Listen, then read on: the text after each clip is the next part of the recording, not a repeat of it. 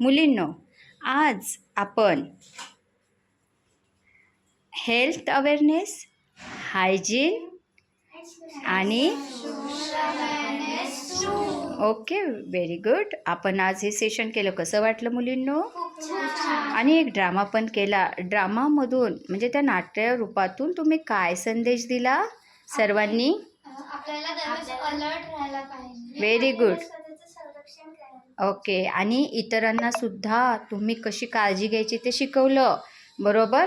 काय काय पात्र होते? डॉक्टरांनी सल्ला दिला, शिक्षिकेने सल्ला दिला, मैत्रिणीने सल्ला दिला.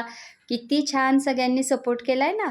तर भीतीपेक्षा जागरूक राहणं महत्त्वाचं आहे आणि व्यक्त होणं महत्त्वाचं आहे. बरोबर.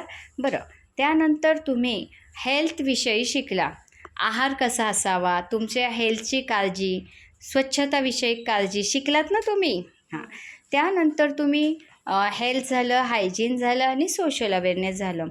बरं, आता आज आपण 9 ते 14 वर्ष वयोगटातील मुलींना इथे बोलवलं यासाठी की या मुलींना आपण प्रॉपर जे त्यांना मार्गदर्शन हवं आहे या वयामध्ये ते देण्याचा प्रयत्न केला आहे. ओके ना. गुड टच, बॅड टच शिकलात.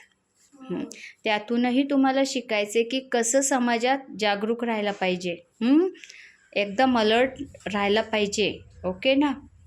अनोळखी व्यक्तींवर विश्वास ठेवायचा आहे नाही. कोणी कितीही बोलू दे, विश्वास ठेवायचा नाही. बरोबर. आणि सतत अलर्ट राहायचं मुलींनो. चला, तर आज तुम्ही खूप काही शिकलात. Say thank you.